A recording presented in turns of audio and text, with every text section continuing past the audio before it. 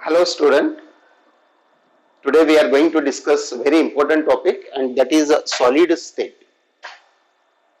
So it's a very simple topic. जहां तक topic समझने की बात है, मुझे ऐसा लगता है कि आप लोगों का अगर इमेजिनेशन पावर अगर है आप में, क्यों तो यहाँ पे इमेजिनेशन पावर हम लोगों को इस्तेमाल करना है। बहुत सारे कंसेप्ट ऐसे होते हैं कि जो इमेजिनेशन पावर से ही हम लोगों को पता चलते हैं। ठीक है, तो हम लोग अभी एक एक करके बात करेंगे। So what is the solid state? Solid किसको कहा जाता है? क्योंकि हमको पता है कि कोई भी मैटर अगर होता है तो that matter that exist in the three different state, one is a solid, liquid as well as the gaseous state, isn't it? अब सॉलिड स्टेट की अगर बात करें, solid is different than the liquid. Liquid state की अगर बात करें तो that is different than the gaseous state. हर एक की अपनी अपनी प्रॉपर्टी होती है, isn't it? And all these property that is related with that is the intermolecular forces, also that is the interparticle, whatever the force of attraction that is to be present over there. एक में बहुत ज्यादा strong force of attraction होता है करके वो solid, उससे कम force of attraction होता है करके वो लिक्विड, उससे कम फोर्स ऑफ अट्रैक्शन बहुत ही कम होता है करके हम लोग बोलते हैं कि that is the gaseous. So now we come on the solid state, then the characteristic features of the solid, what is the exact definition? Solid किसको कहा जाता है? Say that this chalk is a solid. Why it is a solid?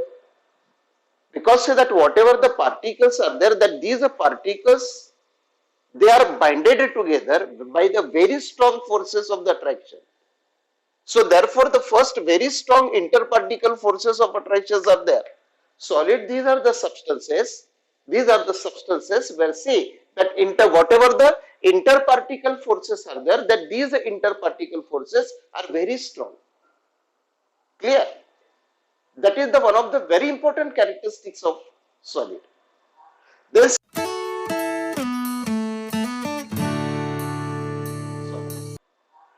see अगर वो solid अगर होता है तो that these every solid it has a definite shape. अगर हम लोग माने कि अगर ये solid अगर है, say that this is the solid. अगर ये solid होता है इसका मतलब ही होगा कि it has a definite shape as well as the definite volume. Correct? अगर वो रिजिड है इसका मतलब ही होगा रिजिड है, it is a very study, it is very rigid and study, it is only because of say that intermolecular forces, इसके अंदर में जो एटम्स होते हैं, इसके अंदर में जो मॉलिक्यूल्स होते हैं, इसके अंदर में जो एटम्स होते हैं, अंदर में जो पार्टिकल्स होते हैं, all these particles that helds together very strongly. So there is a very strong force of attraction in between these in particles. Correct? So that it has a definite shape, as well as a definite volume. Clear?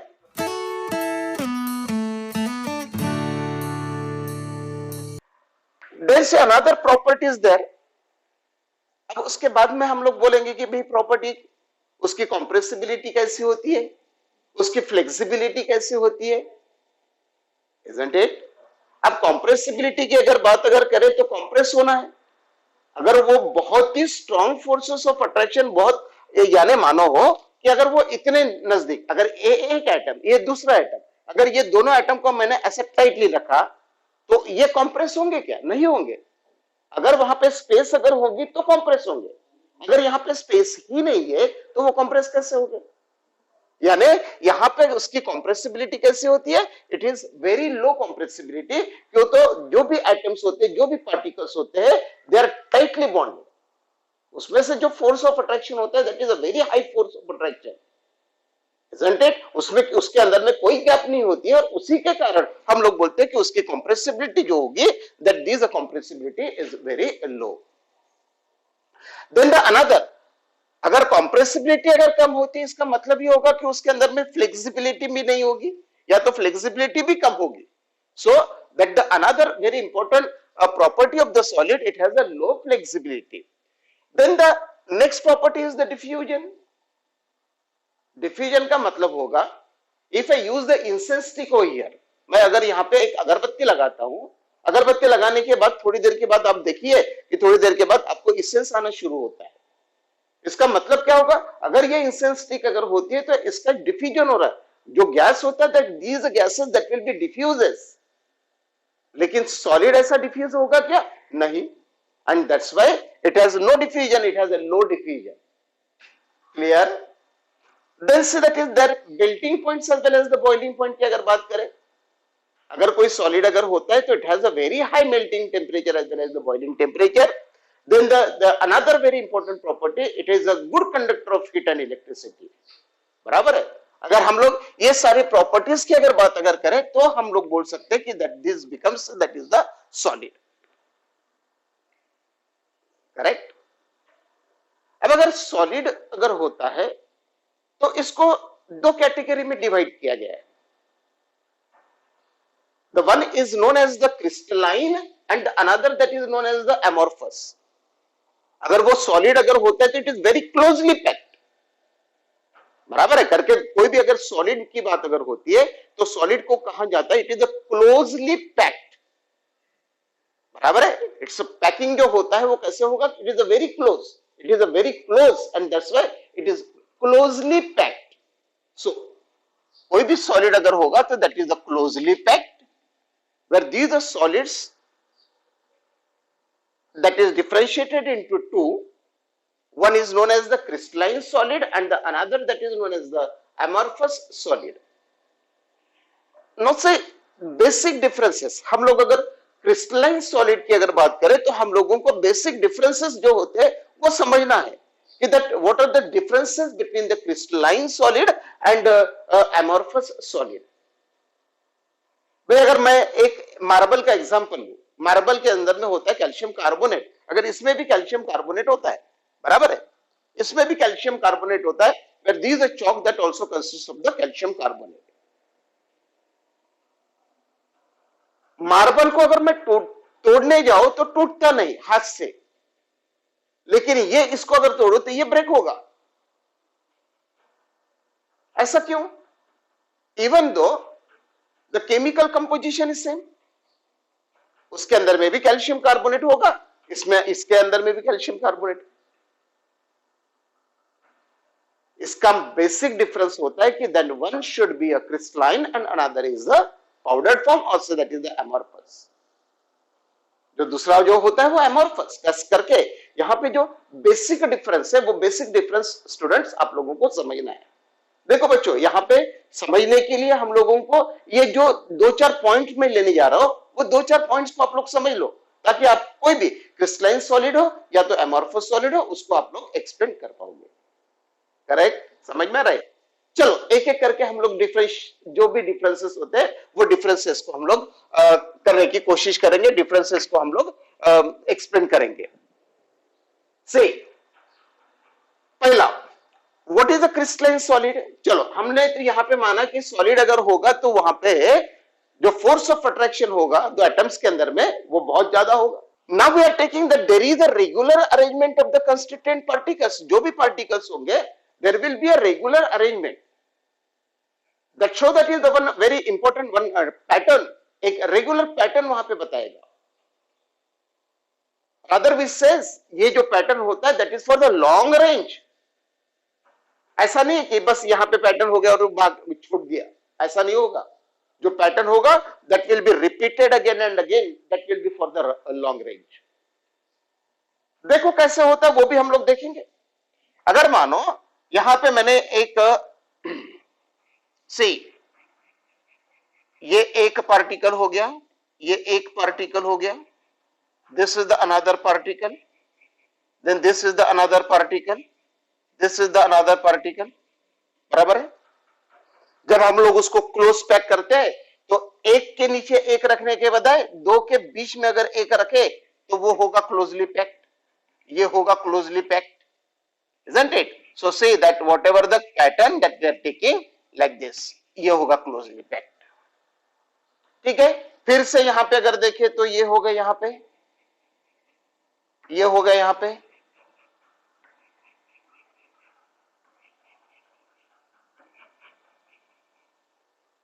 समझ में आ रही है? इस तरीके से आप लोगों को पैटर्न मिलेगा, इस तरीके से आपको पैटर्न मिलेगा। See that this is a regular pattern and this having said that is the very long range करके हमारा पहला पॉइंट जो होता है कि it is a regular arrangement of the constituent particle for the long range. It show that is a very similar type of the pattern that gets repeated, so that become the crystalline solid। लेकिन अगर हम लोग amorphous में अगर देखें तो जो भी कंस्टिट्यूएंट पार्टिकल्स होते हैं, we'll see that these are pattern। अगर यहां पे पैटर्न की अगर बात अगर करें तो यहां पे थोड़ी दूर तक अगर आप देखें तो पैटर्न बराबर होगा, फिर बाद में पैटर्न डिस्टर्ब हो जाएगा। The pattern that will be disturb then. So the regular pattern is there but that is for the very short range. वो रैंडमली अरेंज हो जाते हैं, रैंडमली अरेंजमेंट होगा, वहां पे कोई पैटर्न आप लोगों को बिल्कुल स्पेसिफिक पैटर्न रेगुलर जो पैटर्न होता है वो रेगुलर पैटर्न आपको दिखेगा भी तो that is only for the very short range. Clear?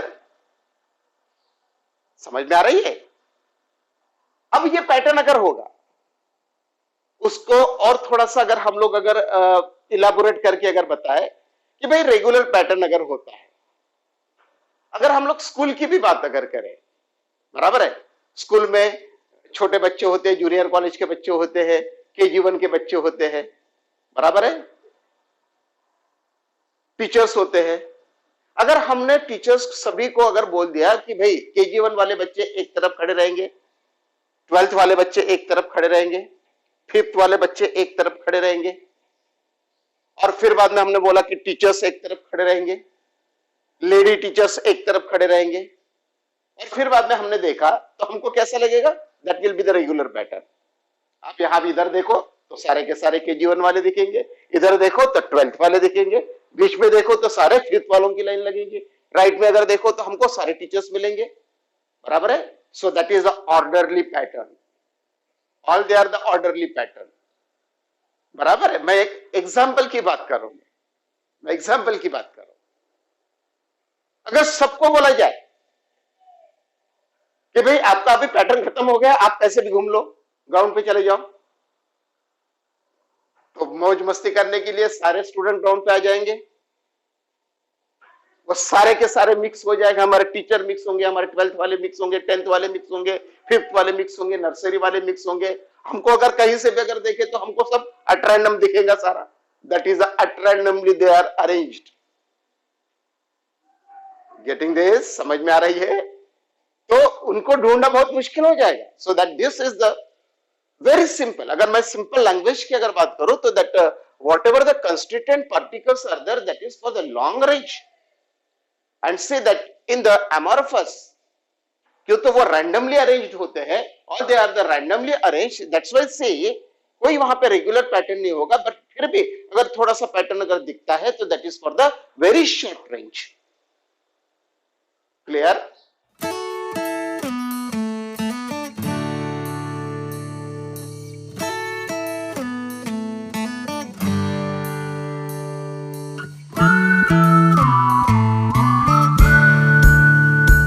दूसरा पॉइंट अगर हम लोग देखें, ये जो क्रिस्टलाइन सॉलिड होते हैं वो क्रिस्टलाइन सॉलिड को हम लोग ट्रू सॉलिड्स बोलते हैं, they are the true solids. But the amorphous solids they are known as the pseudo solids। pseudo solids कहां जाता है? sometimes they are the super cooled। जैसे कि ग्लास अगर होता है, आपको पता होगा कि ग्लास जो होगा that this is not solid, solid है, amorphous solid है, सुपर कूल्ड लिक्विड है ये। इसका एक एग्जांपल अगर देना चाहे तो आप लोगों को पता होगा कि एक आध बिल्डिंग में अगर पुरानी बिल्डिंग में अगर ग्लासेस लगे हुए हैं, ग्लास बड़े वाले ग्लासेस जो होते हैं, और वो बिल्डिंग को 100 साल 200 साल हो गए, और फिर बाद में आपने कभी देखने का मौका अगर मिला तो आप जाके देखिए, जो ग्लास होता है वो ग्लास बॉटम में वाइड हो जाता है और टॉप पे पतला रहता है। ये प्रोसेस कोई इतनी जल्दी प्रोसेस नहीं है, it takes a very long time, 200-300 साल लगेंगे इसको ये सारे होने को। क्यों? Because this is the super cooled liquid, वो लिक्विड फ्लो होते रहता है।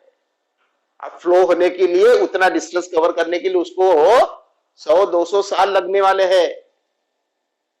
लेकिन ऐसे पुराने इसमें अगर हम लोग अगर देखे जाके, ऐसे पुरानी जो बिल्डिंग होगी 200 साल पुरानी, जहां पे ग्लास अगर देखा तो बॉटम पे अगर आप देखें तो बॉटम पे वो ग्लास थोड़ा सा मोटा होता है, isn't it? So that becomes, that is the amorphous, that is the supercooled, that is known as the pseudo solids. So amorphous solids are known as the pseudo solids. Clear? Next, crystalline solid में melting point जो होता है that is a very sharp. कोई भी crystalline solid अगर होगा, जैसे कि मैंने सोडियम क्लोराइड बोला, सोडियम क्लोराइड का जो मेल्टिंग पॉइंट होगा वो बिल्कुल एग्जैक्टली वही होगा। Getting this?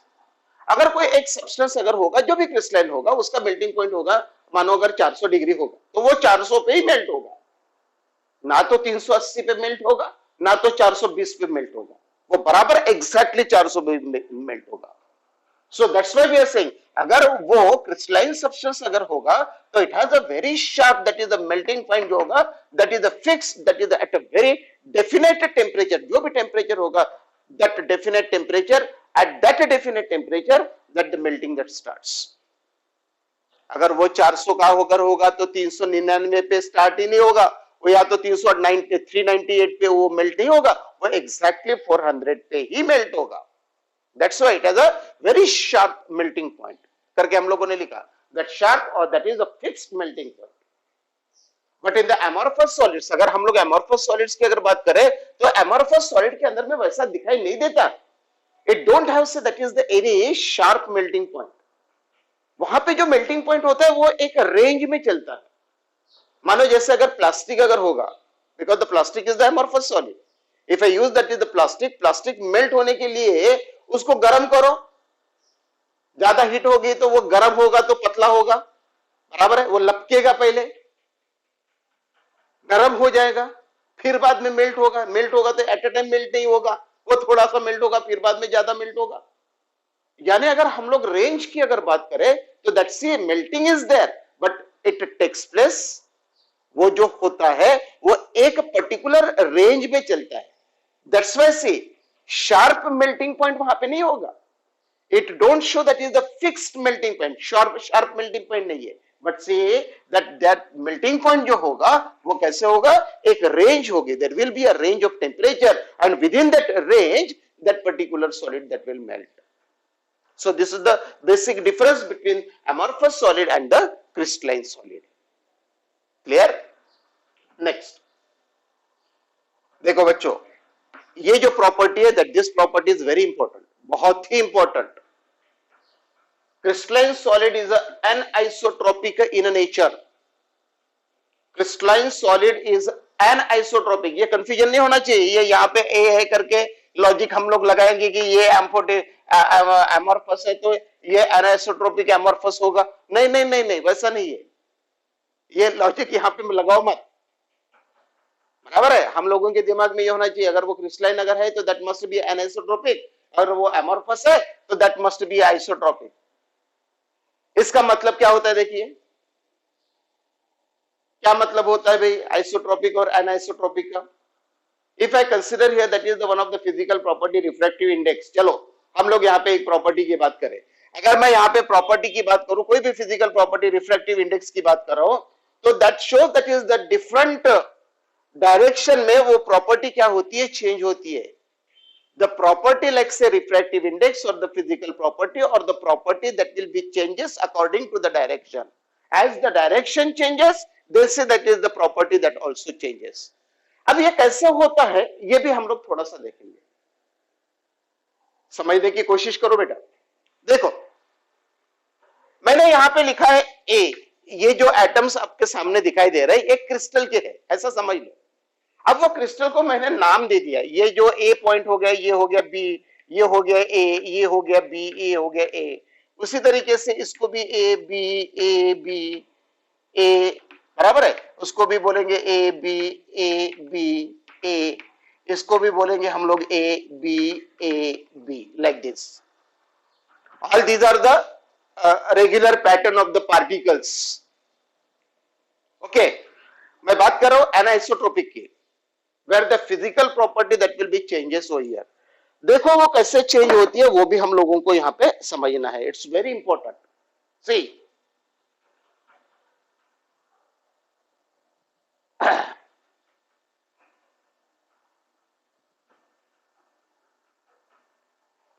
if I take the this direction से, अगर एक डायरेक्शन में मैंने इस तरीके से फिजिकल प्रॉपर्टी चेक की तो मुझे क्या मिलता है, A B A B A B like this. अब मैं डायरेक्शन चेंज करता हूं, मानो अगर मैं ये डायरेक्शन से जाता हूं, अब मुझे क्या मिलेगा भाई, ए बी बी ए बराबर है। अगर मैं ये डायरेक्शन से आता हूं क्या मिलेगा, बी बी बी मिलेगा। अगर मैं ये डायरेक्शन से आता हूं तो क्या मिलेगा, ए ए बी बी। अरे मेरे चारों डायरेक्शन में चार अलग अलग पैटर्न आ गए। क्लियर, देखिए मैं ये पैटर्न की बात करता हूं तो मुझे ए बी टाइप का पैटर्न मिल रहा है। मैं ये टाइप की बात अगर करूं तो ये मुझे क्या बोलता है, ए बी बी ये पैटर्न लग रहा है। अगर मैं ये डायरेक्शन की बात करूं तो क्या मिलता है, ए ए बी बी। अगर मैं ये डायरेक्शन की बात करता हूं तो मुझे क्या मिलता है, बी बी बी। क्लियर, समझ में आ रही है। ये देखिए मैं यहां पे प्रॉपर्टी की बात कर रहा हूं, where these are physical property that will be changes with the direction. अगर मैं डायरेक्शन चेंज करूं तो प्रॉपर्टी भी उसकी चेंज होती है। Clear, so that this is the very important. While in the case of say that amorphous, ये जो प्रॉपर्टी होगी वो प्रॉपर्टी चेंज नहीं होगी, क्यों, तो वो अट्रेंडमली है। कहीं पे भी कुछ भी होगा तो वो दिखने में एक ही तरीका दिखेगा, बराबर है, समझ में आ रही है। So that's why see that the property that will be same in the different direction in the amorphous, while the property that will be different in the different direction, that is the very important characteristic of crystalline solid.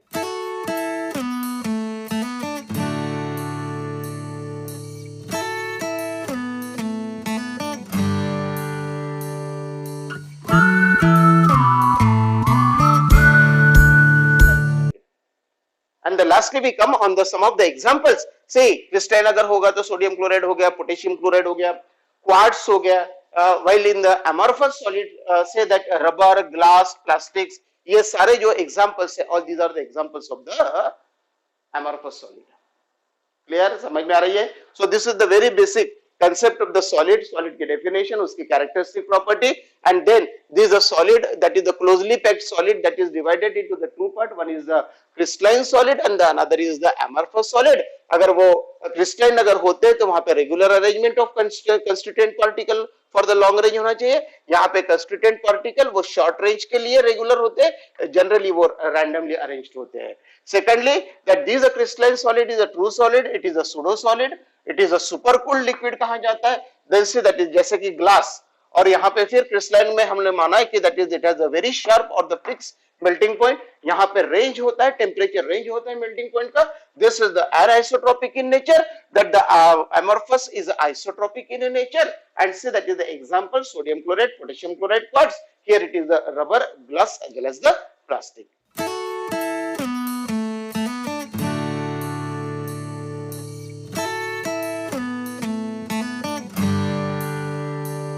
ठीक है, समझ में आ रही है। Okay